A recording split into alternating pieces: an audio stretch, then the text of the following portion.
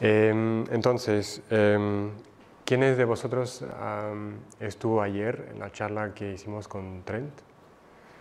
Vale. Pues yo creo que va a ser una buena continuación de la charla de ayer, en el sentido de que con esa iniciativa que vimos de Token Engineering, donde el objetivo es empezar a profesionalizar, empezar a marcar estándares o metodologías para ir consiguiendo objetivos en cuanto al diseño de tokens. Hay una serie de técnicas que están por inventar o acomodar preexistentes, ¿no?, a ese campo en concreto. Y yo creo que hoy es posiblemente un candidato de técnica que se podría utilizar en el contexto del diseño de tokens, y tenemos la grata sorpresa de tener aquí a Juan Carlos Burguillo, que es profesor titular de la Universidad de Vigo en el Departamento de Ingeniería Telemática. También hace investigación en el Centro de Investigación Atlantic y escribió un libro, que es lo que a Sandra y a mí nos llamó la atención, que se titula Self-Organizing Coalitions for Managing Complexity, dentro del cual hay mucho que tiene que ver con lo que nos preocupa en Cryptoeconomics, pero el libro no tiene nada que ver con eso, ¿no? Entonces, de ahí nuestro interés por intentar traer esos dos sectores, esas dos disciplinas, la academia y la parte más de ingeniería o empírica que tenemos en el mundo cripto, juntas, para ver si de ahí pueden salir nuevas iniciativas, nuevas formas de hacer mejor las cosas. Y ojalá pues esto alimente también a esa iniciativa de Token Engineering que un poco vimos ayer. Entonces la charla va a ser en dos partes. La primera, veremos por encima todo lo que tiene que ver con la complejidad, sistemas complejos, redes complejas, autoorganización y sistemas multiagentes, un poco de teoría y puesta en escena.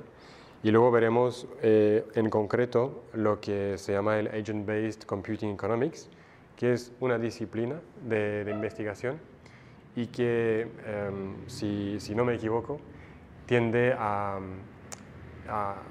utilizar técnicas de simulación para incorporar componentes del comportamiento humano dentro de los modelos que luego tienen como objetivo pues, diseñar modelos económicos supuestamente mejores que los que tenemos a día de hoy y llevar a cabo esta investigación. Y ahí yo veo también muchos puntos en común.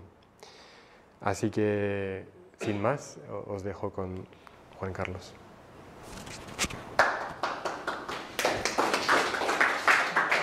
¿Me lo pongo yo? Sí.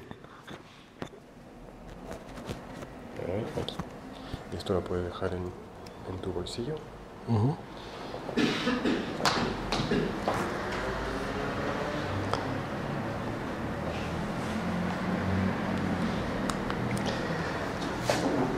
Muy bien, pues buenas tardes a todos. Es un placer estar aquí y bueno, lo primero es agradecer formalmente a Loren y a Sandra, que aún no ha llegado, pero el hecho de haberme invitado y bueno, compartir con vosotros este tipo de temas que finalmente dividí en tres partes y no en las dos iniciales que había puesto en la página del Meetup, para un poco bueno, repartir las cosas y encuadrar dónde tenemos todo esto. Como podéis ver en la diapositiva, primero vamos a hacer una breve introducción a la complejidad, a distintas partes que se describe en el libro y que tienen que ver un poco con lo que va a venir después, que es los modelados económicos.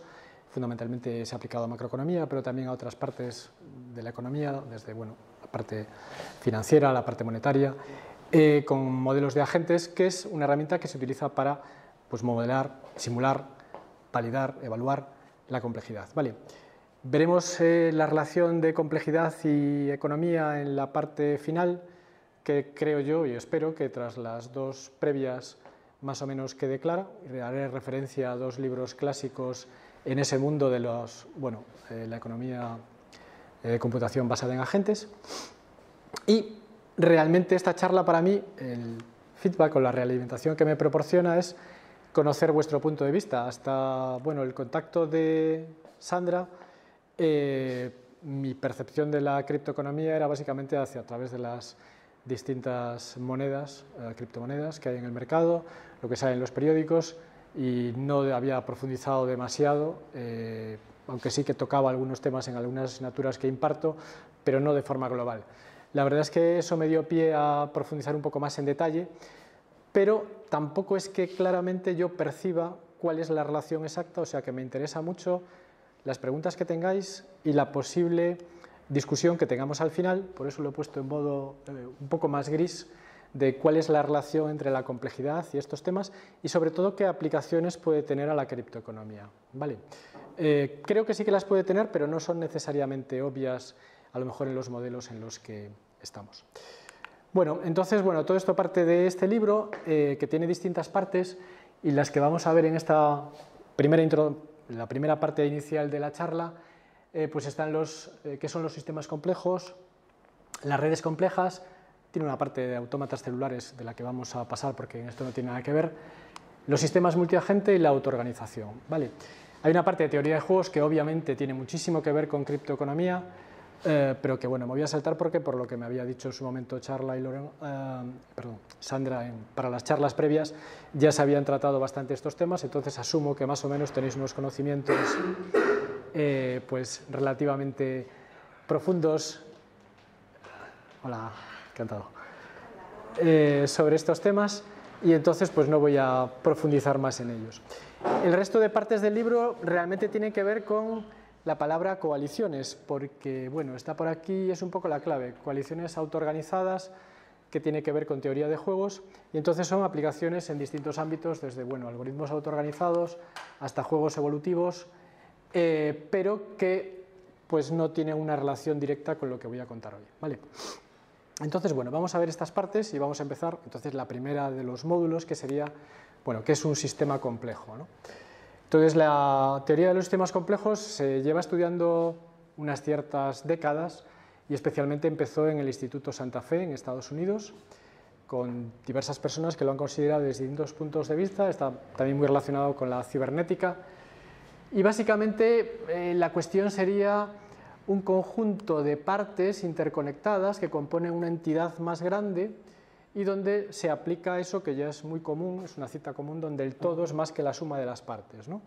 Tú sumas ciertas cosas y obtienes un todo que no te esperas necesariamente. Por ejemplo, pues en meteorología sumas moléculas de agua o de vapor de agua y al final aparece pues un huracán. Pues en las moléculas de agua del vapor de agua no está exactamente el que puede haber un fenómeno atmosférico como un tornado o un huracán, pero emerge de las características que tienen esos componentes. Entonces, es eso, tienes una serie de partes que interactúan y dan lugar a algo que es complejo y a veces pues, difícil de explicar desde el punto de vista de la interacción de esos elementos. ¿Vale? Entonces, la palabra interacción, que aparece interconexión, interacción y la relación con la emergencia son puntos clave. Hay una de las figuras clásicas donde se relacionan pues, los sistemas complejos con el comportamiento adaptativo, con la computación y otros conceptos entre ellos, como los autómatas celulares que pueden servir para describirlos, un modelo de descripción. Con los fractales, yo creo que toda esta parte más o menos la tenemos todos clara, lo habremos visto, oído o leído en algún momento. Quizá a lo mejor no tanto los fractales y el caos, no vamos a ver casi nada de fractales o caos, no tiene relación con nuestra charla de hoy, pero para que no queden puntos sueltos, pues he puesto dos diapositivas simplemente para mencionarlos. Un fractal sería una figura que, cojas la escala que cojas, sigue apareciendo la misma figura dentro de ella. Viene a ser lo que se denomina autosimilaridad. Tú coges un trozo como este y tendríamos la misma figura y si siguiéramos descendiendo a nivel microscópico hasta el punto que quisiéramos, se repite la misma estructura. La hoja de un helecho tiene muchos componentes también de lo que es una figura fractal. Y hay, por supuesto, en Internet numerosas figuras muy bonitas creadas con algoritmos para desarrollar fractales. Vale. ¿Y qué es el caos? Bueno, pues es un sistema determinista, pero que da lugar a veces a comportamientos que nos parecen aleatorios, aunque realmente no lo son. Los modelos caóticos parten de una serie de ecuaciones que generan pues, resultados que son deterministas en el tiempo, pero que dependen extraordinariamente de las condiciones iniciales, ¿no? Y esto apareció en su momento con la meteorología, y el típico ejemplo de que, bueno, una mariposa bate sus alas en la puerta de Toledo y en el medio oeste americano pues aparece un tornado, ¿no? El tiempo meteorológico es un ejemplo de modelo físico donde se utiliza pues la teoría del caos para intentar describir los comportamientos. Actualmente, pues con los modelos computacionales que tenemos, pues como 4 días es bastante fiable. A partir de ahí ya entramos en el terreno de la especulación, ¿no? Depende del modelo en sí que se utilice, pero además son procesos que tienen una enorme dependencia de las condiciones iniciales. Sobre esto sí que volveré posiblemente al final, si me acuerdo, sobre la enorme dependencia de las condiciones iniciales, de tal forma que una pequeña variación puede suponer un cambio drástico en el comportamiento de ese modelo. Pero bueno, a lo que vamos, ¿qué son los sistemas complejos y qué propiedades tienen?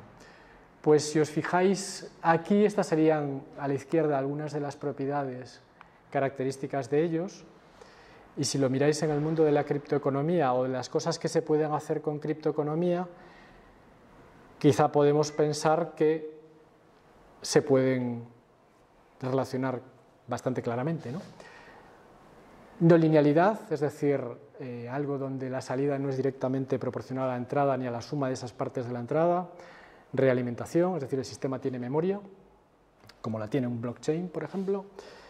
Orden espontáneo, son sistemas que no tienden hacia la entropía.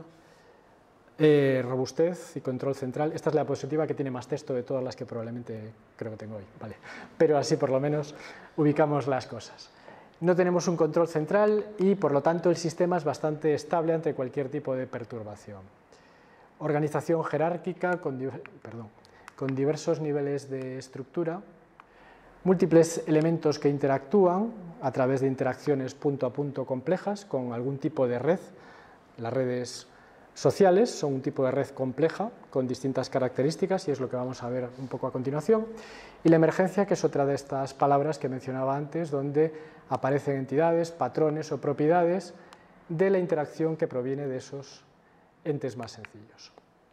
Y bueno, lo que es la teoría de la complejidad está relacionado con la teoría de redes complejas, teoría de sistemas, autoorganización, sistemas no lineales, evolución, que tiene también mucha relación con la economía en general. La economía como tal es un sistema complejo. Si os fijáis en todo esto y lo que he mencionado anteriormente, pues es algo que también aparece en la economía real. Los modelos clásicos consideran una cierta linealidad que no tiene, hay memoria, es un sistema no entrópico, se tiene hacia un cierto orden, es robusto hasta cierto punto, hay organizaciones con distintos niveles jerárquicos, múltiples elementos que interactúan en toda economía, por así decirlo, hay un mercado, y aparecen pues, elementos emergentes no necesariamente predecibles a partir de lo que teníamos anteriormente, ¿vale? Entonces, ¿qué es una red compleja? Pues bueno, un conjunto de nodos conectados que interactúan y que están relacionados unos con otros, como podríamos pensar en las distintas empresas de una economía, o como podríamos pensar, por ejemplo, en las distintas personas que tienen enlaces en Twitter, que son típicamente enlaces unidireccionales, alguien sigue a alguien, o en Facebook, que son bidireccionales, ¿no? Alguien es amigo de alguien y entonces pues tendríamos en los dos sentidos, o en cualquier red social de las que bueno, podéis conocer o uséis. Y estos nodos representan pues, individuos, grupos, organizaciones que están conectados determinando relaciones, pues desde amistad, como puede ser en Facebook, a relaciones económicas, si fueran empresas, o conexiones de Internet, en nuestro caso, pues cuando tenemos dispositivos como los teléfonos móviles, podemos modelar así el comportamiento de las neuronas en el cerebro, por ejemplo, interacciones entre distintos tipos de proteínas, lo que queráis. Para describir este tipo de redes se suelen utilizar los grados de conexión, de tal forma que tenemos un nodo y pensamos con cuántos nodos está conectado. Por ejemplo, si tenemos aquí, pues a ver, este nodo está conectado con 4, ¿vale? Este nodo pues estaría conectado con 6, dependiendo del punto y el nodo, pues podemos tener más o menos conexiones. Entonces nos lleva esto a los grados de conexión de un cierto nodo, pues aquí podríamos decir que tenemos un nodo que está conectado con otro nodo solamente. Grado 2, pues tenemos 4 nodos que tienen 2 enlaces, y el más popular, la mediana en este caso, pues el grado 5, que tendría pues 8 enlaces. Vale, o sea, perdón, hay con una conexión de 5 elementos, 8 nodos con ese tipo de conexión. ¿Vale? Y eso nos da una cierta descripción del tipo de red. ¿Y qué tipos de redes podemos tener? Pues redes regulares, en donde cada nodo está pues, alineado con los otros y conectado de alguna manera. Por ejemplo, los átomos dentro de una determinada materia pues siguen algún tipo de patrón cristalino o regular, y entonces pues, podrían estar dispuestos de esta forma, o en este caso, que es una típica red de conexiones en malla de 4 a 4. ¿Vale? Pero este tipo de redes son simples y relativamente aburridas. Las redes interesantes son las que se han empezado a estudiar matemáticamente de forma potente pues desde finales del siglo XX. En concreto apareció la mayor parte de los papers potentes hacia finales de la década de los 90. Y en este tipo de trabajos, pues uno de ellos muy interesante es el que describía cómo podemos pasar de una red regular como esta. Fijaros que tenemos los nodos todos con 4 enlaces, es otra disposición en anillo, pero seguimos teniendo todos los nodos conectados con los demás con 4 enlaces y exactamente 4. Y si ahora cada uno de estos enlaces le diéramos una probabilidad de cambiar, es decir, cogemos cada uno de los enlaces y le damos la probabilidad de cambiar 0,25, pues en media uno de cada 4 nos cambiaría. ¿Vale? Si P es 0, tenemos la misma red. Si P es 1, hemos cambiado todos los enlaces y elegimos al azar hacia qué nodo llegamos. Entre ambos, una red regular o una red aleatoria, tenemos un tipo de red que es muy interesante, que son las redes de pequeño mundo y de la que seguramente ya habéis oído hablar. No sé si conocéis la historia esta que aparece en IMDb de todo el mundo está conectado con todo actor, actriz o personaje del cine está conectado con Kevin Bacon en menos de 6 saltos. Vosotros cogéis cualquier maquillador del cine español y entonces alguna película donde hayas estado ese maquillador, pues habrá tenido un actor que habrá estado en otra película cuyo director a lo mejor pues participó con Kevin Bacon en otra película. Vale, entonces el cine, por así decirlo, tendría una distancia en esa red de orden 6 en media. Vale, bueno, pues estos son redes de pequeño mundo, aunque la red pueda ser enorme, podríamos coger pues eso, todos los personajes del mundo del cine de todo el planeta, tú puedes ir de un paso a otro en 6 saltos. Y posiblemente en vuestras redes que uséis, LinkedIn, Twitter, Facebook, pues también casi podríais llegar a cualquiera pues en 2 o 3 enlaces. Típicamente hay veces que la gente te pide conectar, no lo conoces de nada, pero ha llegado a ti a través del punto y te pone en LinkedIn que hay 3 pasos, ¿no? LinkedIn suele poner la relación entre esa persona y tú, cuántos conoce hasta llegar a ti. Bueno, pues la cuestión es que variando esta probabilidad podemos cambiar este tipo de características de las redes. Y bueno, pues las redes de pequeño mundo lo que tienen es una distancia relativamente corta, depende del logaritmo de la red. Entonces una red pues, de 100 miembros tendría pues 2, ¿vale? De salto, una red de 1000 miembros pues 3 de distancia media, 10.000 pues 4 y así sucesivamente. Y entonces podemos atravesar la red en pequeños, pues con un número pequeño de saltos y son altamente clusterizadas, es decir, transitivas. ¿Qué viene a ser esto? Pues una red transitiva sería si yo estoy conectado contigo y tú estás conectado con otra persona, yo estaría conectado con esa persona. Aquí es claro, es decir, es formar triángulos. Si este está conectado con este y este con este, este está conectado con este. Esta red es totalmente transitiva para todos los nodos y la red de pequeño mundo también tiene muchos de estos triangulitos. Estos se llaman triadas o clics, igual habéis oído cliques para referirse a cierto tipo de redes, donde existe esta propiedad transitiva que acelera esos caminos cortos y esas características de la red. El otro tipo de redes famoso e importante son las redes de escala libre, como por ejemplo pueda ser Internet o como por ejemplo pueda ser Facebook. ¿Vale? A veces una red tiene características similares para un tipo y otro. En las redes de escala libre tenemos puntos que se denominan hubs, que conectan muchos nodos y otros, como este por ejemplo, que están prácticamente aislados y están casi fuera de la red. Pero hay puntos que sirven de aglutinador, pues un influencer en YouTube o un influencer en Instagram, obviamente es un hub porque conecta a muchas personas que le siguen y lo que dice llega a muchas personas que después lo amplifican sobre la red. ¿Vale?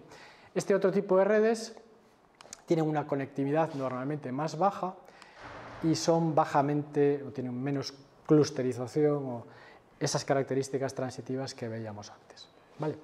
Bueno, espero que hasta aquí más o menos esta parte se haya entendido. Saltamos ya y nos vamos a autoorganización. ¿Y qué sería un sistema autoorganizado. Por supuesto, me podéis interrumpir en cualquier momento, ¿vale? Si veis cualquier cosa que es duda o si os ocurre una idea o pregunta, pues adelante. Bueno, pues un sistema autoorganizado sería aquel que es capaz de cambiar sin que haya intervención externa. Y lo que aparece en la figura, pues tenemos un sistema autoorganizado. Obviamente no son los tiburones, aunque aquí haya dos, podrían estar coordinados, pero no es el caso. Los que se coordinan de manera más o menos natural es el banco de peces, o por ejemplo una bandada de pájaros, o por ejemplo las abejas, las hormigas, las termitas o cualquier insecto con características sociales que tienden a desarrollar una serie de patrones donde la interacción de esos pequeños entes unos con otros pues dan lugar a un ente mayor, una colmena o un nido de termitas, que tiene unos comportamientos muchísimo más complejos que no necesariamente podríamos predecir analizando una termita en el microscopio o incluso pues diseccionándola o viendo cómo ese animal tiene sus características anatómicas, fisiológicas o demás, vale, incluso su propio ADN o su cerebro. Y este tipo de sistemas, como pues, por ejemplo el banco de peces y los comportamientos que utilizan, son especialmente robustos porque hay una gran redundancia, múltiples elementos que se adaptan a cambios, como en este caso un ataque de tiburones, y evolucionan de forma aislada. Pues, por ejemplo, las bandadas de pájaros pues, típicamente mantienen como 3 reglas sencillas, pueden ser variaciones, pero básicamente es mantén la distancia con los que te rodean, mantén la velocidad con los que te rodean y mantén la dirección con los que te rodean. Y sin embargo eso da lugar a ejemplos de comportamientos aparentemente caóticos, una de las palabras que veíamos antes, pero que tienen pues su explicación a través de ello. Entonces, hablábamos antes de emergencia como uno de los conceptos claros, y la emergencia es algo que se utiliza para describir lo que aparece a través de las interacciones de esos individuos, ¿vale? Muchos sistemas naturales la tienen, he citado varios ejemplos, en el caso de los insectos sociales, y la forma de organizarse típicamente es algún tipo de marca que se deja en el entorno. Pues, por ejemplo, las hormigas, como habréis visto en algún documental, depositan feromonas que otras hormigas pueden percibir, es una marca química, si se acercan a la comida, pues digamos que van dejando feromonas que además se evaporan con el tiempo, otras hormigas van hacia donde hay mayor concentración o gradiente de feromonas y eso marca una serie de comportamientos que si después con el tiempo los analizas resultan ser óptimos en cuanto al camino que siguen para encontrar la comida y después devolverla al hormiguero, pero no está eso predefinido en ninguna de las hormigas, por supuesto, y es algo que aparece, que emerge del sistema de manera natural. Y podríamos discernir entre dos tipos de sistemas autoorganizados. Aquellos que son totalmente descentralizados, pues, como por ejemplo las criptoeconomías, ¿no? No existe ningún ente central que planifique o tome decisiones, ¿vale? No existe un control central explícito o un mercado puro, pues con su demanda y pues las típicas curvas de oferta y demanda para describir cómo se comporta, o sistemas débilmente organizados donde existe algún tipo de ente central que controla o hasta cierto punto planifica. En este caso he puesto un termitero, sabéis que estos, a pesar del que tamaño de una termita, pues puede ser, no sé, medio centímetro, un termitero de estas características como los que hay en Australia o en África, por ejemplo, pues pueden medir varios metros, típicamente 4 o 5 metros, ¿vale? Se denomina pues catedrales, ¿no? Y en este caso pues podríamos pensar que el ente centralizado es la reina, que tiene ciertas capacidades para determinar el comportamiento de la colmena, en el caso de las abejas, o para determinar el comportamiento de las termitas, hasta cierto punto. Pero bueno, no deja de ser en sí eso, un sistema autoorganizado. Y pasamos a la última parte de este primer trozo, que serían los agentes. Lo que son agentes software le daré una visualización más bien computacional, ¿vale? Tenemos por un lado la clásica visión de computación orientada a objetos, como los sistemas deben predecir y gestionar todos los posibles eventos que ocurren, pero la verdad es que el mundo actual es una serie de dispositivos y entidades que cambian constantemente, abiertos, impredecibles, y aparece el concepto en los años 90 de la autonomía y el concepto de agente como pues, una entidad software que tenga una cierta cantidad de autonomía. Y esto contrapone dos visiones clásicas, pues la visión top-down, donde tú ves el problema global y empiezas a dividirlo en partes que vas descomponiendo cada vez más pequeñas, típicamente pues en un programa en C, ¿no? Lo vas dividiendo en subrutinas y cada vez vamos bajando más de nivel, frente a los modelos down-top, o bueno, bottom-up, que en este caso sería, partimos de cómo organizar las entidades, cada una se preocupa de su problema y algo emerge posteriormente como solución a él. Pues en este caso sería el termitero del que hablábamos en un ejemplo natural, ¿vale? Entonces, un agente software, a diferencia de los objetos que no tienen autonomía y hacen lo que se espera de ellos, pues decidiría cómo comportarse en función de sus propias necesidades. Como tiene autonomía, pues los objetos hacen lo que deben y están programados para ellos, los agentes harían lo que desean basándose en su autonomía. Y entonces, pues tenemos la autonomía y la flexibilidad como las propiedades fundamentales. Y para hacerlo pues hay una serie de elementos que históricamente se han vinculado con los agentes software, como capacidad para cambiar ante variaciones en el entorno, proactividad, es decir, tomar sus propias decisiones para acometer sus objetivos, o habilidad social para interactuar con otros agentes. Y esto implica pues capacidades para aprender o adaptarse, viene siendo a veces sinónimos, cooperación con otros agentes o negociación con otros agentes. Y aquí, si lo veis desde el punto de vista de criptoeconomía y quizá ataques que pueda haber en una red, pues empezamos un poco a acercarnos a cómo modelar pues, el comportamiento de esos individuos. Bueno, esta sería la última diapositiva de esa primera parte con 4 cosas que os iba a introducir sobre sistemas complejos.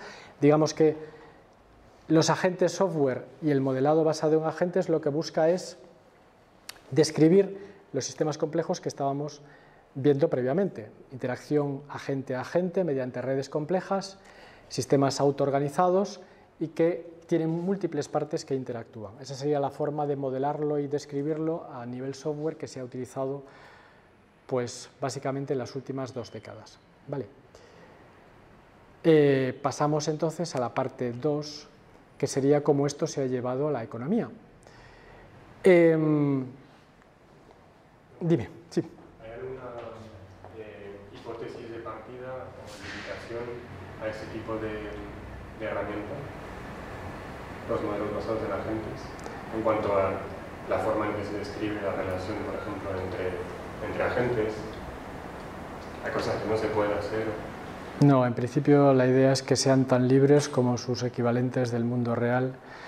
La única dificultad puede ser, pues no sé, si quieres hacer un agente inteligente, en qué medida es tan inteligente como tú podrías desear. Ahora se habla de la superinteligencia o hasta dónde pueden llegar las capacidades de la inteligencia artificial y todo esto. La cuestión es, bueno, no es a dónde creemos que pueden llegar, sino a dónde han llegado realmente y a dónde pueden llegar, ¿no? Eso es otra historia. Los límites son el conocimiento, la técnica y las condiciones físicas, pero en principio no. Bueno, pues como os decía, en el mundo económico, desde también los años 90, se ha utilizado este tipo de modelado, los modelos basados en agentes, para describir comportamientos económicos, porque se pensaba que los modelos previos, típicamente basados en equilibrio, el DSGE, del que hablaremos después, ¿no? El modelo de equilibrio general dinámico y estocástico, pues tenía puntos débiles en cuanto a las hipótesis que establecía sobre el mundo real. Entonces, las hipótesis aquí es que tenemos agentes que interactúan en sistemas abiertos y dinámicos. Y el objetivo, como decía, es que sean tan libres como cualquier entidad pueda serlo en el mundo real. Y esto implica, pues típicamente, el uso de Evolutionary Economics, ciencia cognitiva, que está relacionado con la economía del comportamiento, Behavioral Economy, que describe un poco cómo se comportan de verdad los humanos ante los problemas económicos que puedan tener y no tanto como idealmente se ha asumido en el pasado. Y, por supuesto, las ciencias de la computación. ¿Vale? Entonces, lo que es el modelo económico computacional basado en agentes, pues tiene que ver con todos estos elementos o disciplinas, es decir, está pues la inteligencia computacional es una parte de ella, la economía computacional, aquí estaría fuera lo que sería la principal tendencia clásica de economía, pues el DSGE o el NNS, ¿no? La nueva síntesis neoclásica, Behavioral Economics, que está también relacionado con ello, los agentes inteligentes y la psicología cognitiva. La idea es un poco aglutinar todo eso para describir de forma real cómo funciona, más realista cómo funciona el mundo. Sí. ¿Qué es la economía? Vendría a ser utilizar pues, los modelos computacionales para describir la economía. En este caso a base de, por ejemplo, de interacción entre entidades y describiendo los procesos a más bajo nivel y no de forma simbólica como se hace pues, en el modelo DSGE, que bueno, se hacen una serie de hipótesis y restricciones simbólicas, tienes un modelo que tienes que optimizar, típicamente normativo, para describir o dar consejos a las administraciones o al Estado sobre cómo intervenir en la economía. En este caso sería un modelo descrito a mucho más bajo nivel, ¿vale? Pero lo vamos a ver a continuación en cualquier caso. Vale, pues una de las personas que más ha trabajado en esto, ahora ya está próxima a jubilarse, pero desde los 90 ha trabajado mucha historia, ha hecho mucha historia en el ámbito del ACE, pues es Latest Fashion. Y bueno, describe sus principios de modelado mediante agentes de forma muy parecida a lo que yo he descrito ya previamente. Simplemente voy a pasar por encima porque están descritos los 7 principios ahí, yo los he copiado tal cual, pero en el fondo son los típicos de la descripción de los agentes que hemos visto antes, ¿vale? Pueden modelar cualquier cosa, tienen autonomía en cuanto a cómo se comporta, tienen una constructividad que está en función de su propio estado y de sus decisiones en el tiempo, una especie de memoria del pasado, y el sistema se construye de la misma manera. El sistema está construido en base a la interacción entre los distintos agentes, tiene por tanto una capacidad para describirse históricamente.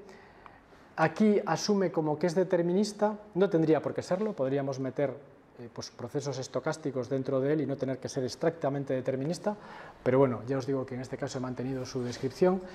Y además el modelado de dichos sistemas, desde el punto de vista de Latest Fashion, es como el que pues, pone una serie de células en una, digamos, una lámina de Petri y lo mira al microscopio para ver cómo evoluciona.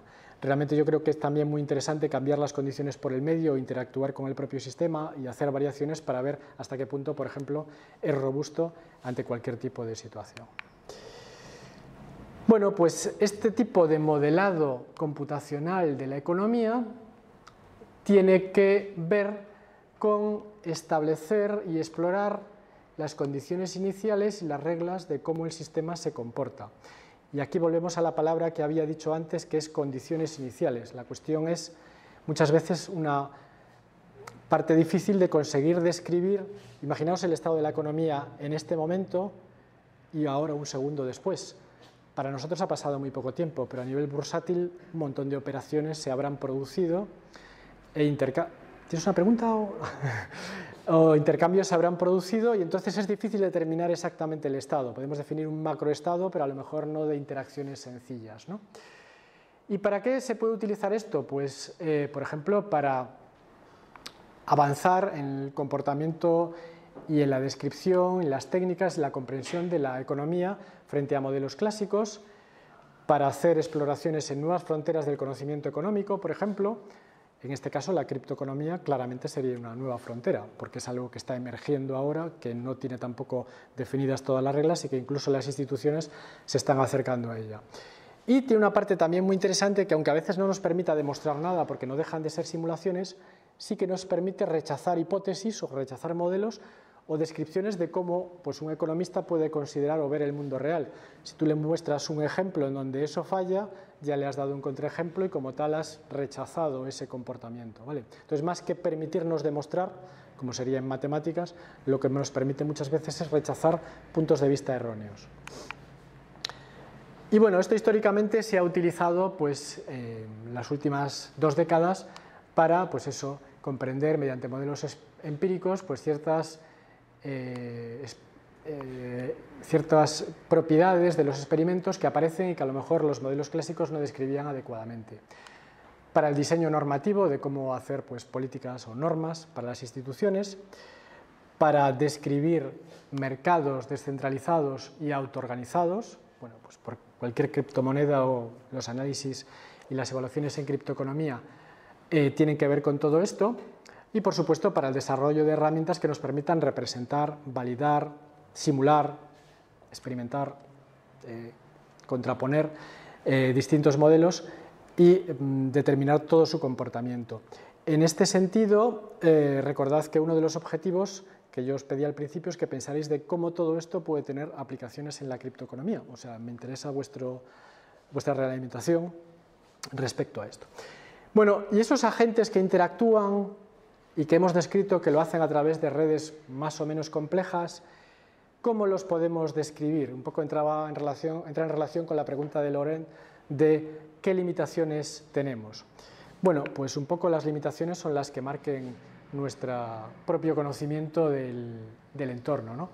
Desde describir agentes mediante estrategias fijas y estáticas, hasta hacer agentes mediante técnicas de teoría de juegos o su parte evolutiva, pues mediante el tit for tat clásico o el Pavlov, que por ejemplo es típicamente la estrategia. ¿Conocéis la estrategia Pavlov? ¿Os suena de teoría de juegos? La otra forma de describirla es win, stay, lose, shift, que para nosotros sería algo tan sencillo como si tú estás jugando algo y vas ganando, mantienes tu estrategia. En el momento que las cosas empiezan a ir mal, vamos a cambiar de estrategia. Vale. Es típicamente la estrategia, es muy simple, la he descrito con dos frases.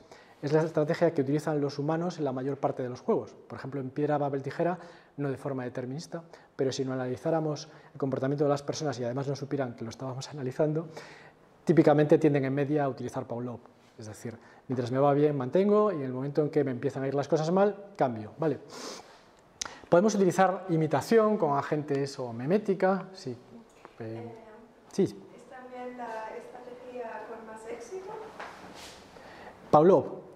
En cierto tipo de juegos, como por ejemplo el dilema del prisionero iterado, la más exitosa es el TFT cuando juegas en general contra oponentes que desean ganar todos. Otra cosa es un oponente que no desea perder y que utiliza el always defeat, o sea, ser siempre desleal.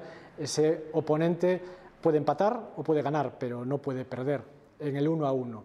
Pero en comportamientos o en simulaciones de grupos, la más exitosa ha sido el TFT, y realmente en las últimas simulaciones hay un paper de hace, pues no sé, 3 o 4 años que había visto recientemente. La más exitosa, bueno, el TFT, por si alguien no la conoce, viene de tit for tat y vendría a ser que jugamos a un juego donde puedo ser desleal con el compañero o cooperador, en el dilema del prisionero. Entonces, mi primera acción es ser cooperador y mi siguiente acción es hacer lo que hizo él la última vez. ¿Vale? Entonces, pensémoslo en el mundo real. Alguien me pide dinero, bueno, la primera vez le presto. Si me lo devuelve, la siguiente vez que me pida le vuelvo a prestar. Si me lo devuelve, le vuelvo a prestar. Si no me lo devuelve, la siguiente vez que me pida yo no le presto dinero. Pero en el TFT, si de repente hubiera alguna cuestión de que yo le pido dinero y él me lo debe, volveríamos a la situación inicial, vuelvo a ser cooperador. ¿Vale? Entonces es una estrategia extremadamente simple, pero que funciona muy bien en entornos donde juegas con varios jugadores y al dilema del prisionero. La más exitosa es la doble cooperación y después hago lo último que hizo él. Es decir, tú cooperas 2 veces, pues la primera vez no te entendió que estabas cooperando, y la siguiente vez haces lo último que hizo él. Aparentemente esa es la más exitosa de todas, incluso más que el Pavlov. Sin embargo, Pavlov es muy útil cuando hay ruido. Es decir, cuando el otro, por ejemplo, me ha querido devolver el dinero, pero de repente se ha roto un hueso y se ha ido al hospital y yo no lo sé, eso es como que hay ruido. Algo del entorno ha creado un problema y no me lo ha podido devolver. Su mensaje era, yo sí te lo voy a devolver, pero de repente no he podido y yo no lo sé. Eso es ruido, ¿no? Entonces, Pavlov es muy exitosa frente a ese tipo de situaciones.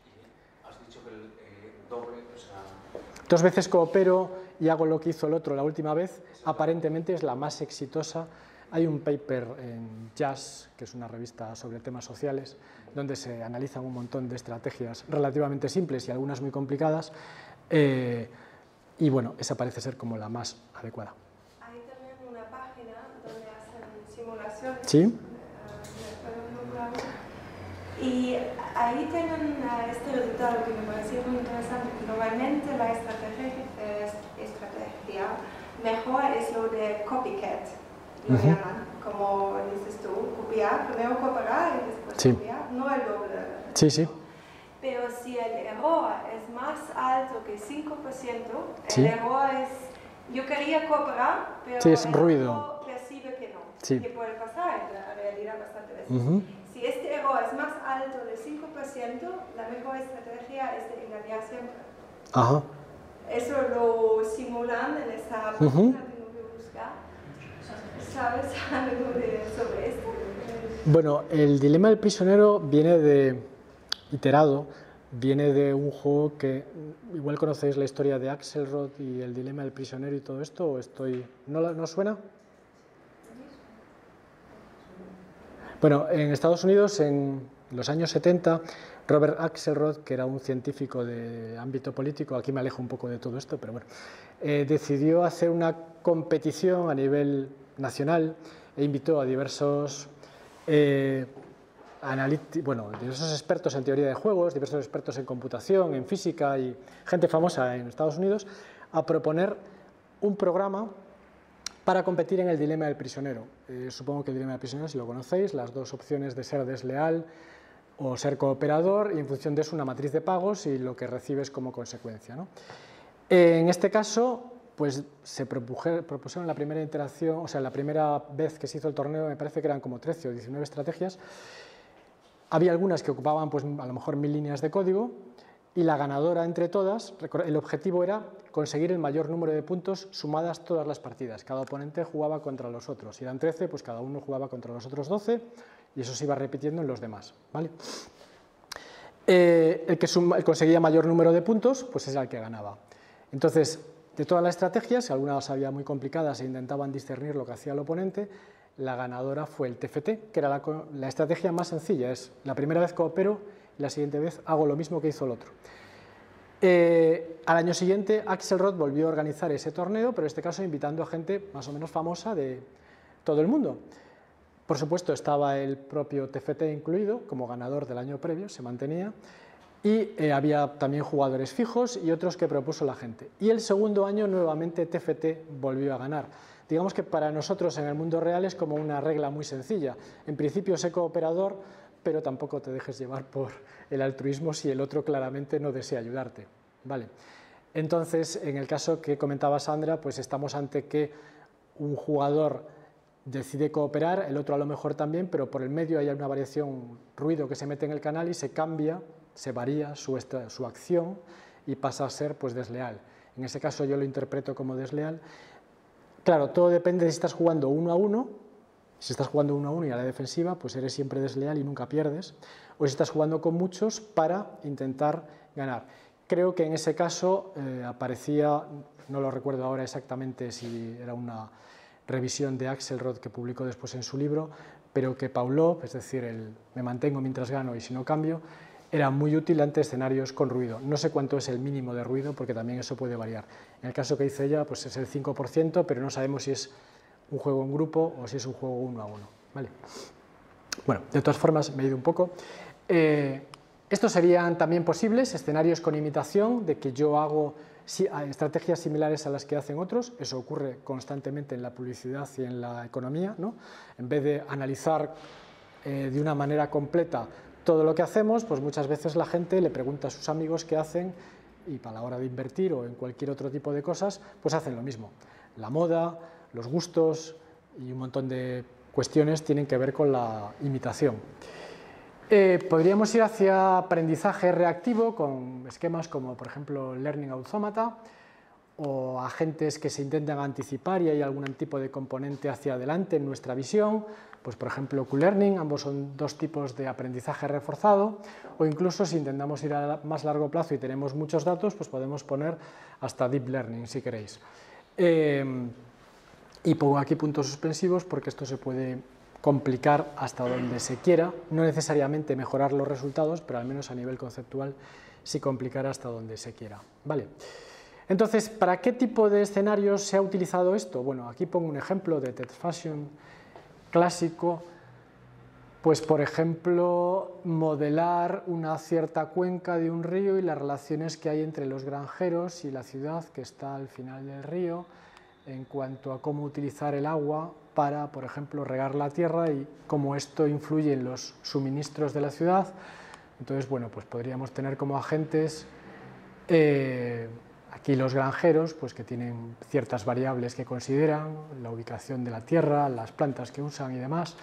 O para el alcalde de la ciudad, pues sus presupuestos y cómo los organiza, cómo paga subsidios dependiendo de las condiciones y demás. El entorno físico, pues bueno, las características hidrológicas de ese contexto, las precipitaciones meteorológicas, características del terreno y demás.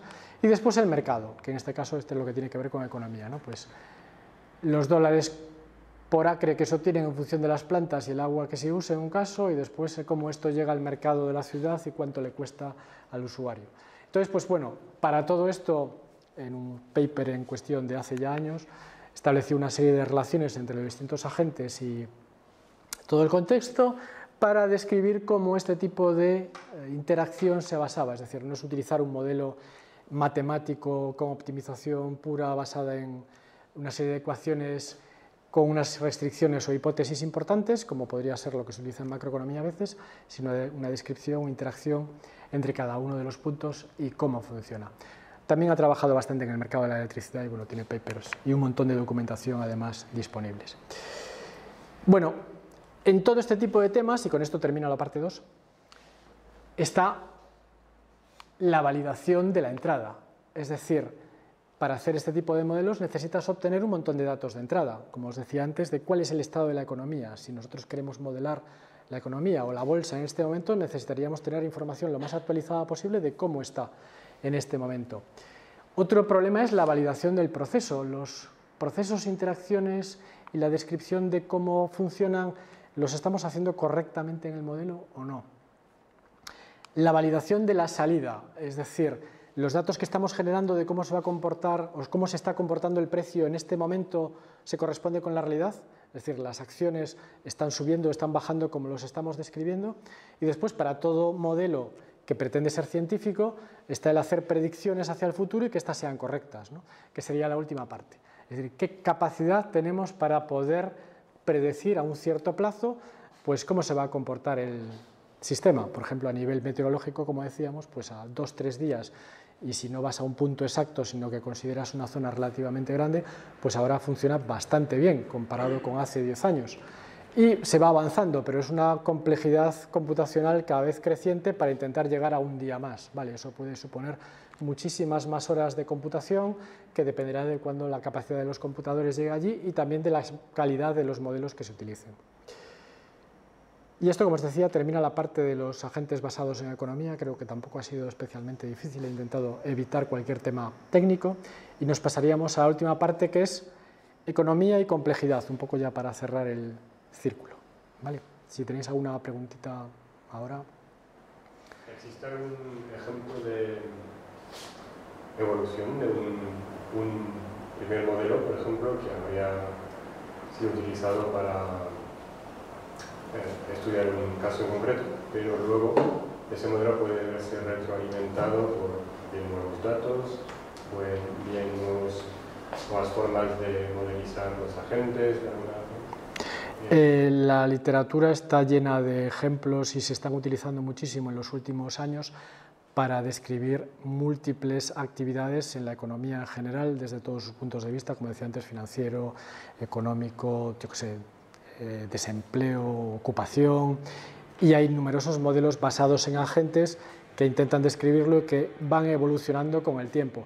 Uno de los problemas a veces que hay es cuando dos modelos describen aparentemente lo mismo, cómo compararlos, ¿no? Y cómo encontrar el bueno. Pero bueno, es parte de la complejidad evolutiva en la que estamos mezclados en el mundo tecnológico y económico. Y bueno, en todo esto los mejores con el tiempo sobrevivirán y probablemente vayan haciendo eso, es decir, nuevas actualizaciones del modelo y de la herramienta que se utiliza para describirlo y para manejarlo, pues irán incorporando elementos cada vez más realistas. ¿Vale? Pero imagínate que creas una economía de la nada. Los agentes ni siquiera han todavía transaccionado en esta economía. La moneda todavía no se ha creado. Y sin embargo quieres anticipar tipos de resultado del intercambio de la interacción entre esos agentes para ver si realmente lo que intuyes que va a pasar es lo que va a pasar. Y asumiendo que tienes información sobre el tipo de agentes que va a reaccionar ahí, pues puedes meter esto en... Esa técnica puede ayudar a arrojar algo de luz en ese tipo de escenarios o requiere usar más seguridad. ¿O requiere? Información más veraz. Bueno, si me hablas de predecir un futuro incierto con casi ningún dato partiendo del instante cero, parece difícil, ¿no? Sí puedes, en cualquier caso, crear el modelo y seguro que en la propia creación del modelo aprendes un montón de cosas que te van a servir a ti para entender mejor lo que quieres hacer y a lo mejor hay cosas que, como decía antes, que pretendes hacer y que te das cuenta de que después son imposibles. Ahora, dependerá de la situación, del escenario concreto, pero la misma pregunta aplicada con cualquier modelo clásico, tú harías una descripción mediante una serie de ecuaciones para intentar predecir cómo se va a comportar, pero hasta que no arrancas no vas teniendo esa realimentación de datos que son esenciales. Al final los datos son esenciales para alimentar cualquier modelo y que puedas realmente hacer predicciones realistas. ¿Puedes dar datos aleatorios? Por poder sí, pero bueno, no necesariamente son los datos que va a haber, porque de hecho encontrar cuáles son los datos correctos y cuál es la distribución estadística adecuada. Vamos a charlar de esto, pero vale. O sea, los sistemas basados en criptomonedas sí. son mucho más sencillos que un...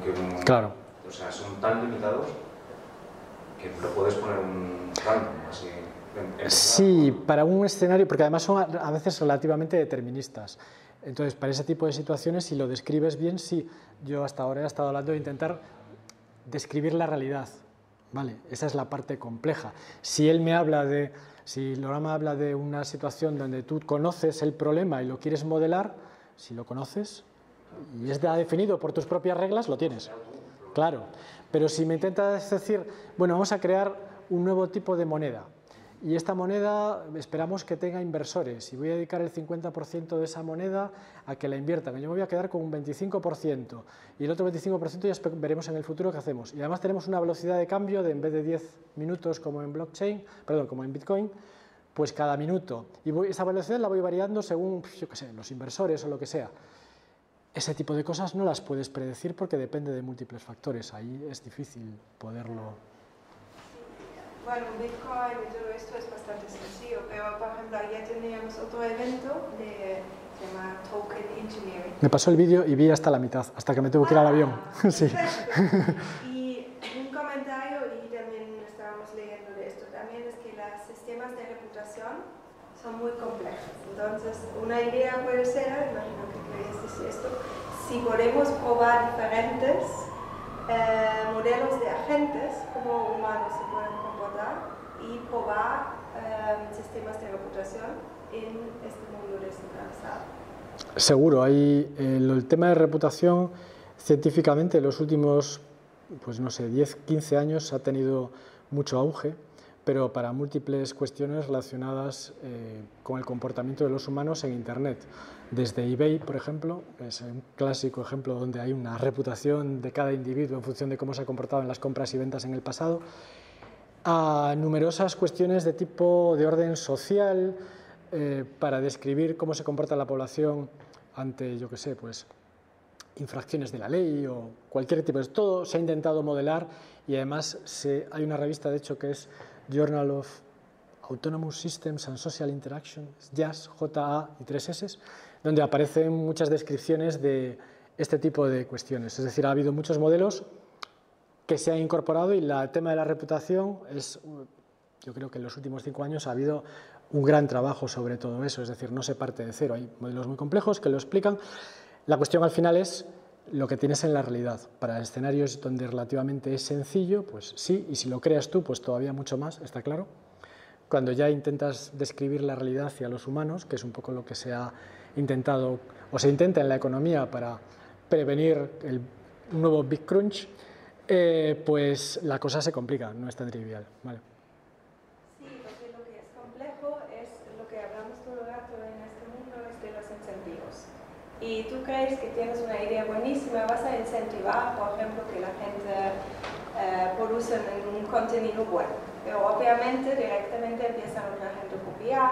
Entonces, como estos sociedades son tan complejos, ahora mismo, como hacemos los incentivos, son muy lineales. Hay un estado, hay una empresa que dice, si tú haces esto, vas a recibir esto.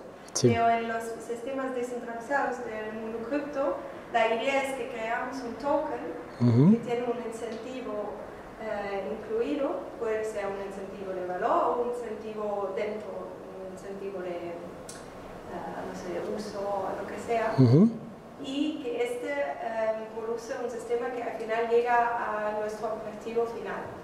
Puede ser que, por ejemplo, crear un sistema de reputación que funciona, que nadie puede destruir. Y por ejemplo, ayer el Trent dijo que de momento en reputación parece que todo es mejor que no, porque va al otro lado. O sea, utilizando la reputación como que no funcionan esos sistemas. Eso es lo que quieres decir. Porque tiene una componente económica de valor monetario, puede romper la lógica de que represente la reputación, porque la gente va a empezar a actuar de una forma particular para ganar reputación, cosa que no haría si no tuviera ese valor económico. Claro, eso me recuerda a Black Mirror y algún episodio donde la gente quería conseguir likes. Sí. También que los sistemas orientados a agentes, como para comenzar de la forma más primitiva, representando la realidad, pero con la evolución de la tecnología, lo que haces es crear ecosistemas, crear modelos de interacción, en el caso de criptoeconomía, de compartir valor. Entonces, un agente de por sí más o menos se puede predecir porque al final recibe la función de forma autónoma en base a unos inputs, a unos eventos que suceden, que percibe cambios y actúa. Pero cuando se relacionan muchos agentes, se convierte, desde mi punto de vista, es impredecible lo que va a pasar. Tú sí que sabes, como esos agentes o son personas o son computacionales, que es donde entra aquí la novedad, ¿no? Porque tú puedes programar una gobernanza, ¿no? De alguna manera, hacia una sociedad en la que se genera una gobernanza, unas políticas que son ejecutadas por computadoras a veces, ¿no? O sea, ya mezclas algo más determinista o incluso menos corrupto, menos humano, para los humanos, que también interactúan, o sea, se mezcla todo. Entonces, realmente, tampoco se trata de ser determinista 100%, es decir, voy a predecir lo que va a pasar, sino se trata de generar una interacción, digamos, en armonía o que todos estén en un estatus lo mejor posible, que te aporte ese ecosistema, te está aportando alguna mejora sobre lo que es tu vida social. Bueno, en el caso de la criptoeconomía está un poco relacionado con el diseño de modelos o de diseño de comportamientos o sistemas que realmente vayan hacia el punto que tú quieres ir. Y es pues porque, por ejemplo, haya un mainstream y que nadie intente pues, hacer un fork que te invalide lo que tú deseas mantener y el minado, por así decir, legal, ¿no? O sea, tú intentas diseñar las características de esos incentivos para ir hacia un bien social. Vamos a ir, lo que quieres es apartarte de comportamientos que pueden aparecer. Bueno, esa es una parte de teoría de juegos, de hecho, clásica también, el diseño de modelos y diseño de sistemas. Todas las nuevas se crean nuevos sistemas, nuevos tokens, que no me gusta decir que se crea un token, porque al final se crea un ecosistema. Lo más difícil, aunque esté programado, que ya haya agentes, lo que es que se unan las personas y se genere esa masa de usuarios. Muchos los tokens que fracasan porque nadie los usa al final. Porque no los usan, como ese modelo de gobernanza no ha sido atractivo, o siempre no se ha dado a conocer, el marketing también es importante, pero bueno, al final es un poco tener esa competencia un poco de ecosistema, ¿no? De normas, de funcionamiento y cómo cada uno quiere interactuar y decide cada uno libremente, pues es impredecible. Claro, bueno, la parte impredecible, por ejemplo, en la parte del libro, curiosamente, para diversos escenarios con coaliciones, variando las reglas del juego en distinto tipo de situaciones, lo curioso es lo predecible que a veces salen. Tú haces 1000 simulaciones y 999 terminan con las mismas proporciones. Vale, no quiere decir que terminen exactamente igual. Y además, cambiando las reglas del tipo de interacción, si es una red de escala libre o si coges una red de tipo mundo pequeño, ¿vale? Small World, o si escoges una red regular, obtienes diferentes resultados que te permiten predecir cómo va a comportarse eso. La utilidad de utilizar modelos basados en agentes para este tipo de situaciones es que no tienes que lanzarlo y chocar contra un muro y volver a lanzarlo y chocar contra otro, sino que tú puedes simularlo en casa, pues, bueno, o en tu trabajo o donde sea, 10.000 veces en un ordenador y probar cuáles son las situaciones para que vayas afinando esos incentivos y esas reglas para que incluso aunque haya pues alguien que realmente pretende hackear el comportamiento digno o lícito del sistema, pues sea más difícil. Eso no quiere decir que obviamente no te queden huecos, porque al final con que tal de que encuentre un hueco pues ya típicamente te atacan, ¿no? Pero bueno, al menos te facilitan esa tarea, está claro. ¿Alguna otra cosilla sobre esto? Bueno, pues pasamos entonces a la última parte, que es la relación entre la complejidad y la economía, vista desde el punto de vista de estos dos libros, que son clásicos ya en este ámbito. El que está más arriba, de Brian Arthur, que ha trabajado como economista en el Instituto Santa Fe y ha hecho varios trabajos con otros economistas con una visión similar. Y otro, pues, de Eric Beinhocker, que aunque nacido en Estados Unidos, pues actualmente trabaja en Oxford, es el director del Departamento de Economía y bueno, dirige varias cuestiones relacionadas con el ámbito económico en esa prestigiosa universidad. Y ambos libros, es más antiguo este es del 2005, este viene a ser de principios de los 2000, describen pues, bueno, tres hechos empíricos, ¿no? La riqueza ha crecido exponencialmente en los últimos años, la complejidad económica también ha crecido de forma explosiva y realmente, aunque hay algunos actores que participan, no hay un gobierno mundial como tal, ni el Banco Mundial tiene un peso suficientemente relevante. De hecho, no hay más que ver las compañías, pues, de las compañías actualmente más valoradas en bolsa, la famosa GANFA, ¿no? Google, Amazon, Microsoft, Facebook, Apple. Cada una de ellas prácticamente tiene un valor en bolsa equivalente al Producto Interior Bruto de España en un año, un poco por debajo están del billón de euros, billón europeo.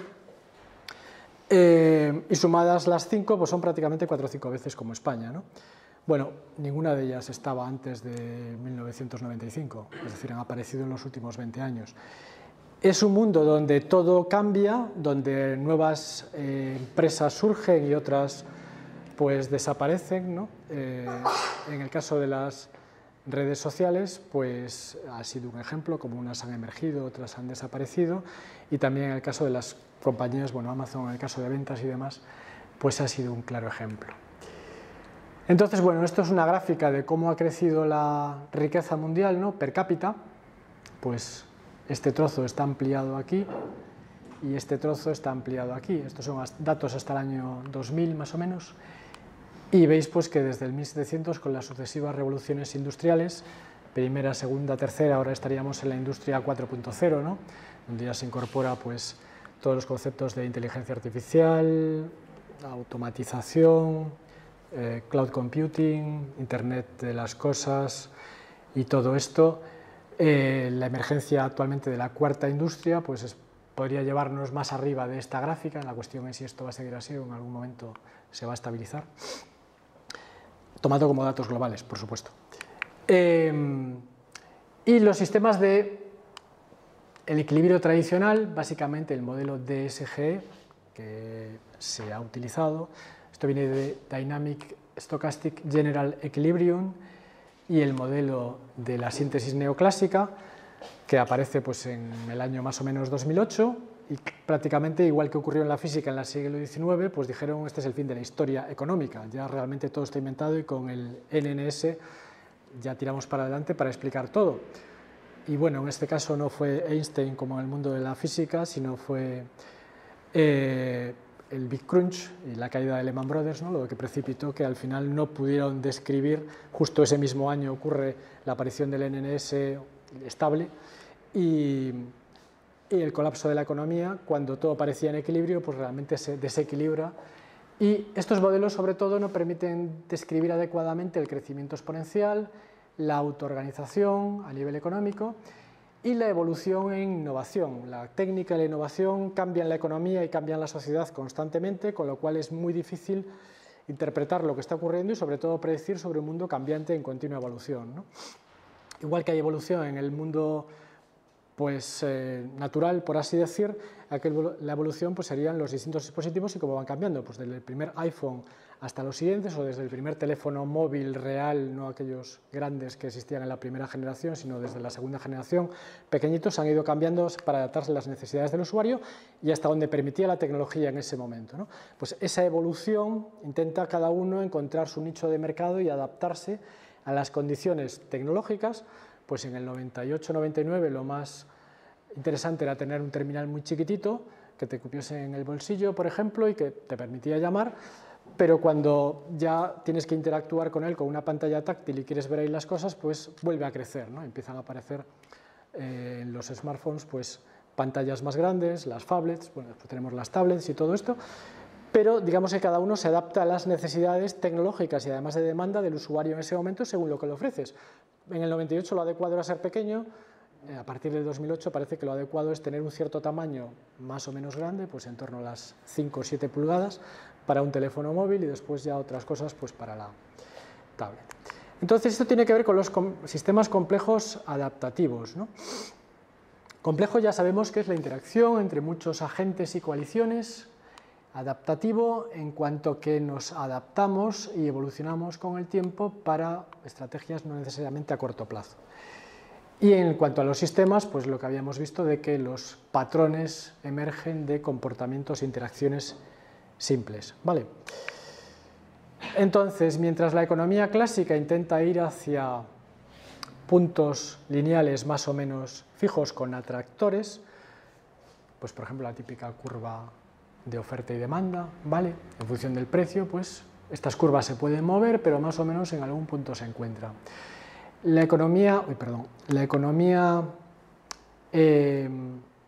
mediante agentes basada en computación, lo que iría sería pues hacia atractores dinámicos y complejos, en donde tú estás en un determinado punto y puedes tener una serie de trayectorias que te lleven hacia otros.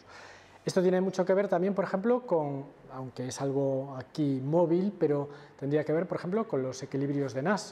Tú puedes tener unas ciertas descripciones de una matriz de interacción o de acciones para diversos usuarios y ciertos puntos que son atractores, que serían equilibrios de Nash, pero la cuestión es qué punto de esos escoges o cómo te diriges hacia ciertos puntos. Tiene que ver con los puntos de scaling. Cuando la gente no tiene información, pues típicamente busca algún tipo de punto común natural para encontrarse, ¿no? Y esto tiene mucho, creo, que ver en situaciones de criptoeconomía también. Bueno, pues las dinámicas de este tipo de economías, como os decía, van hacia el mundo no lineal, como es este, y en este mundo es difícil utilizar pues, reglas y herramientas matemáticas clásicas.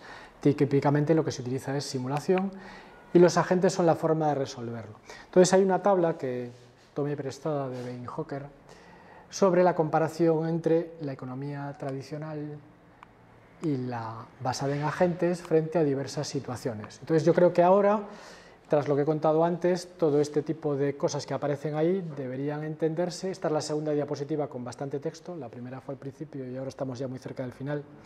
Esta es la segunda, pero creo que ahora más o menos todo debería estar claro. Dinámicas, bueno, pues antes, mientras que antes se consideraban cerradas, estáticas y sistemas lineales en equilibrio, tenemos sistemas abiertos, dinámicos, no lineales y típicamente far from equilibrium, se alejan de ese equilibrio que se esperaba. Podemos estar en múltiples equilibrios o continuamente en evolución hacia algo. Los entes que participan, pues típicamente en la economía tradicional son puramente racionales. Hay algo que se llama el agente representativo, para no tener que hacer la acumulación de todos y las relaciones entre ellos se suele considerar como un individuo representativo. No hay sesgos, el mercado es perfecto y si es perfecto, bueno, ¿para qué tienen que aprender los usuarios si ya lo saben todo? Pero en la realidad nosotros sabemos que cada uno de nosotros es heterogéneo y no es lo mismo una firma de abogados a la hora de tomar decisiones que si la tienes que tomar tú que no tienes experiencia a lo mejor en abogacía. La racionalidad de las personas o de cualquier máquina que intentemos desarrollar al final es limitada porque no tenemos información perfecta ni capacidad computacional para procesarla en tiempo real. Por supuesto hay errores, tenemos sesgos a la hora de elegir cosas, pues si a alguien le gusta más el motociclismo, pues igual el nuevo vehículo que se compra es una moto y no un coche. Y por supuesto sí que utilizamos el aprendizaje de nuestros errores, pues aunque sea del tipo Pavlov, ¿no? Mientras me va bien no hago nada y si me empiezan a ir las cosas mal, pues cambio.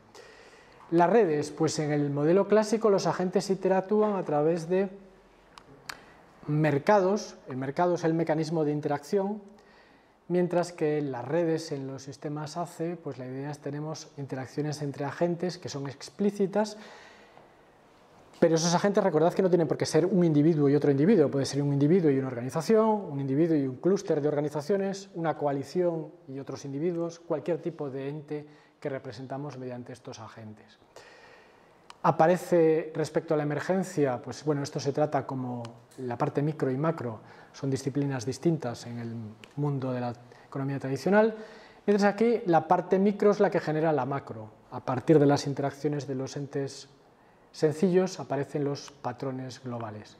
Y finalmente está la parte de evolución, en donde en principio en la economía clásica no existen mecanismos precisos para describir la creación de innovación, la creación de mayor orden de complejidad, mientras que en los nuevos modelos sería la evolución el elemento, incluso teoría de juegos evolutiva como una forma de describirlo, para poder describir esto. ¿Vale?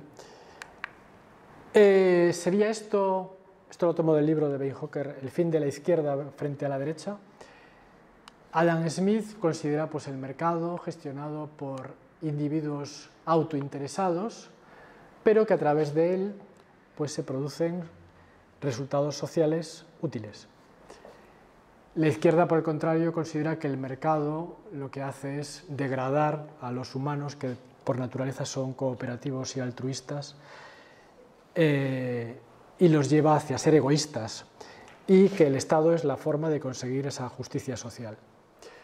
Mientras que aquí Brian Arthur y Eric Beinhocker lo que proponen es que los humanos, y estos son resultados de teoría de juegos en la parte de economía de comportamiento, son cooperadores condicionales, dependiendo de las condiciones pues pueden cooperar para conseguir un objetivo común, por ejemplo creando una coalición, y castigan de forma altruista, pues a lo mejor si no tienen ningún tipo de comportamiento negativo predecible, pues comportamientos que ven como negativos pues los puedan castigar. Y las instituciones lo que deberían es promover la reciprocidad social, es decir, establecer las condiciones para que esa cooperación condicional se pueda producir.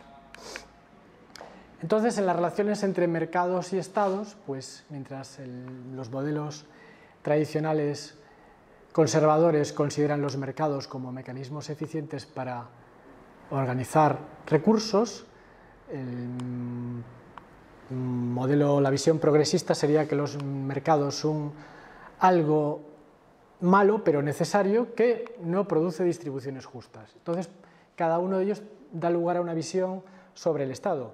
En el modelo conservador, los estados, sobre todo en el liberal puro, ¿no?, lo único que hacen es distorsionar el mercado y cuanto menos intervengan mejor, vamos a reducir el tamaño del Estado lo máximo posible.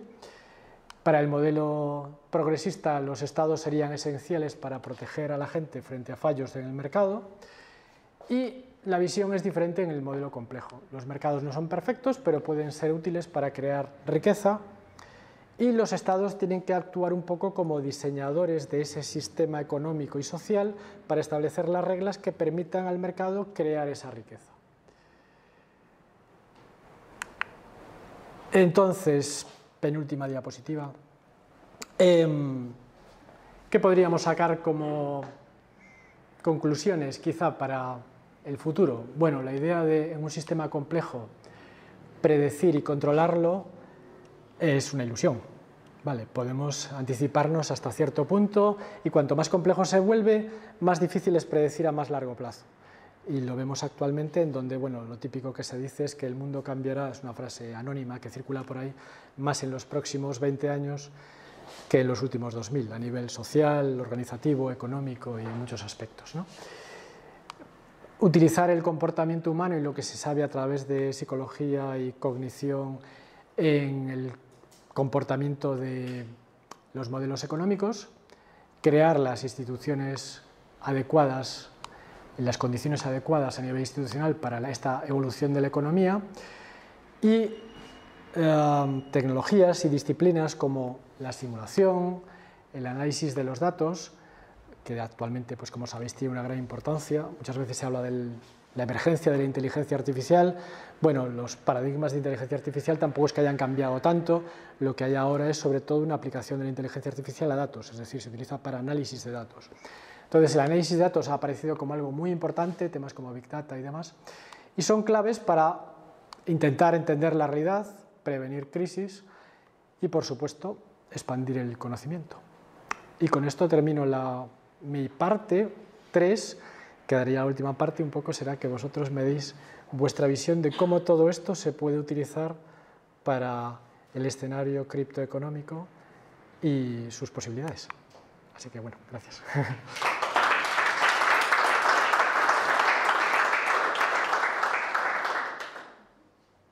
Una pregunta sobre esos dos autores, esos dos economistas.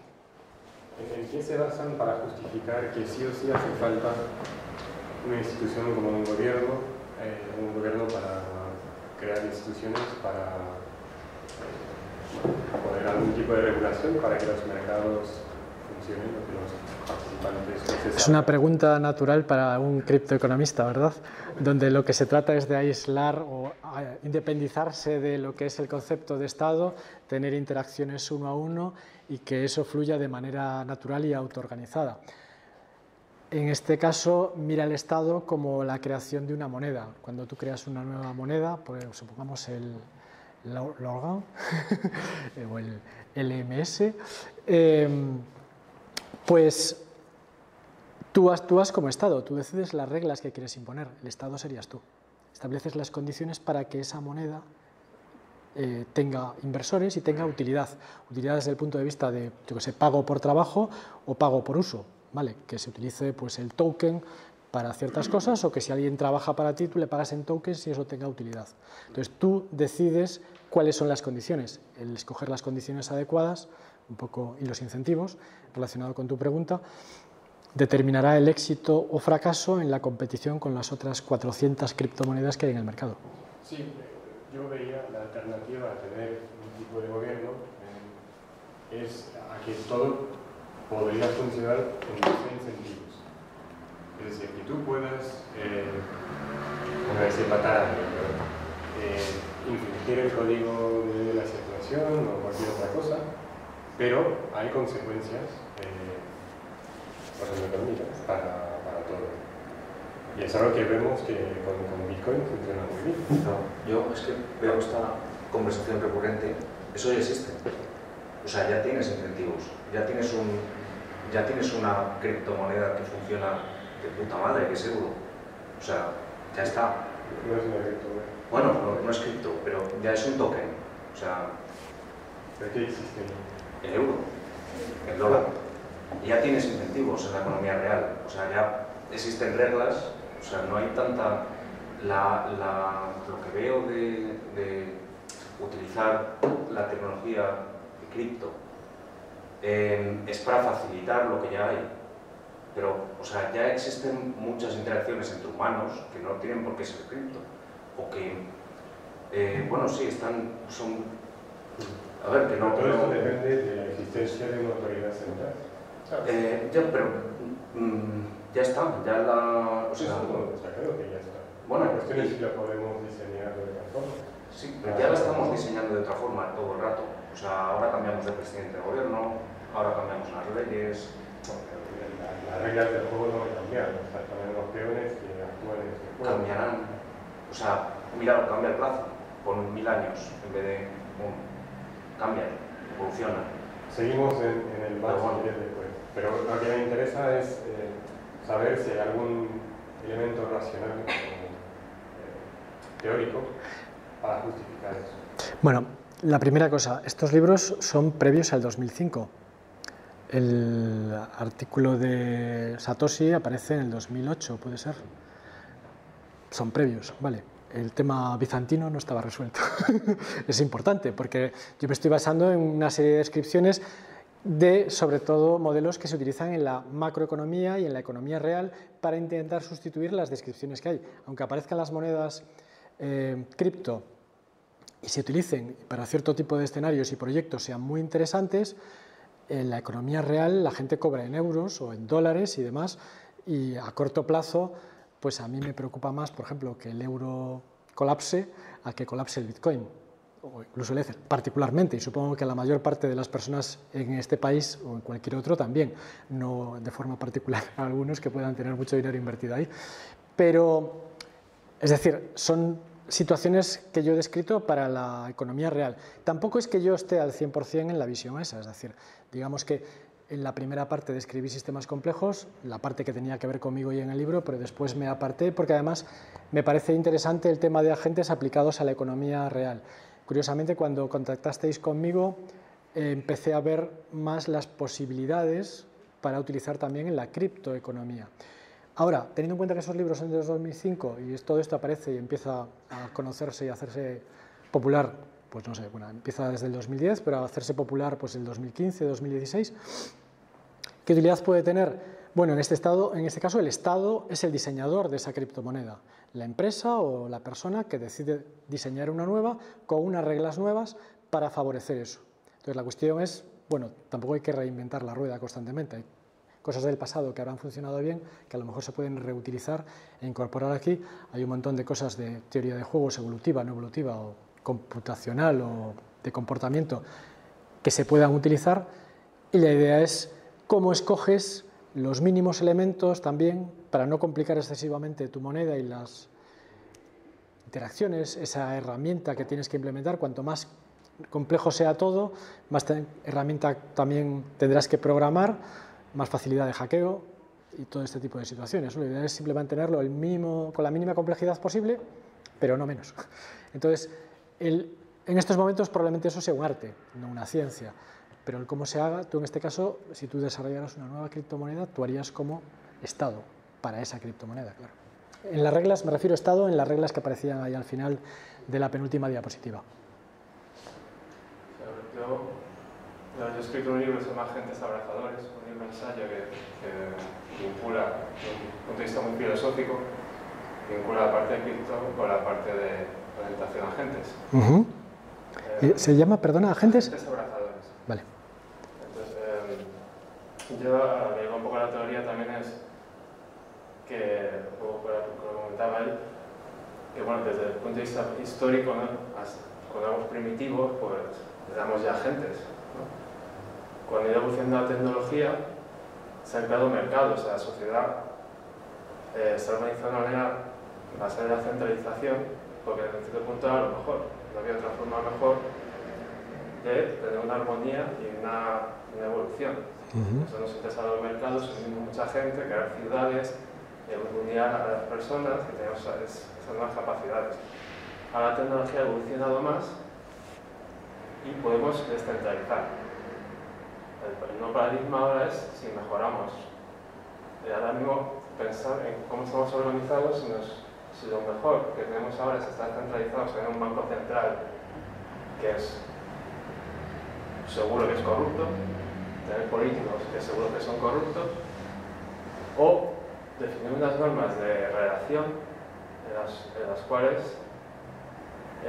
no haya esa autoridad central, solo podamos compartir valor y actuar como agentes, apoyados con la tecnología, con agentes tecnológicos también, con Internet of Things, con Big Data, con todo lo que queramos, con inteligencia artificial, y tener un mundo mejor y más justo, con errores, porque estos modelos se irán integrando, pues hay mucho riesgo, cosas que no se han modelado todavía, se puede ir a mejor o a peor, hay que plantearlo bien, pero la idea al final es llegar a una sociedad mejor. Yo creo que ahora mismo hay fallos, ha sido lo mejor durante un tiempo, sabiendo que había corrupción, que había abusos de poder, lo que fuera, pero ahora mismo, ¿por qué tenemos que seguir bajo este sistema? Tecnológicamente, ya el Bitcoin ha dado este primer paso y ya sigue evolucionándose y hay mucha gente token engineering, como veíamos ayer y demás. La misma gente está pensando sobre esto, hay cosas, pensamientos muy buenos, queda mucho por hacer, pero ¿por qué no intentamos dar ese paso a algo más descentralizado? Probablemente la gente que se mete ahí parece que le gusta y por lo menos nos creamos una ilusión de que hagamos algo mejor.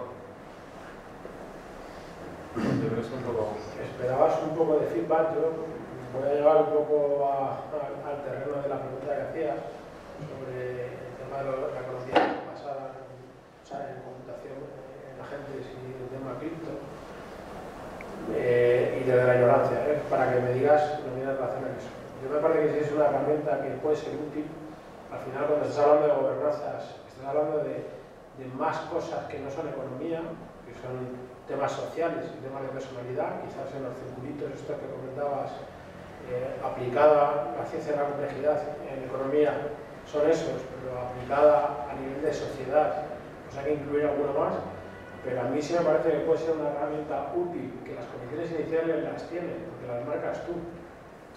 De cara a, antes de lanzar una gobernanza y de visualizar qué incentivos tienen que incluir en el token de esa gobernanza, poder discriminar propiedades que puedan emerger que no son obvias, a través de, digamos, una buena descripción de los agentes que van a participar en cada uno de los roles, incluso que te pueda ayudar a saber dónde tienes que meter más trabajo, definir mucho mejor el mecanismo de incentivo, porque aparezcan pues, propiedades del sistema que emergen que tú no esperas para nada.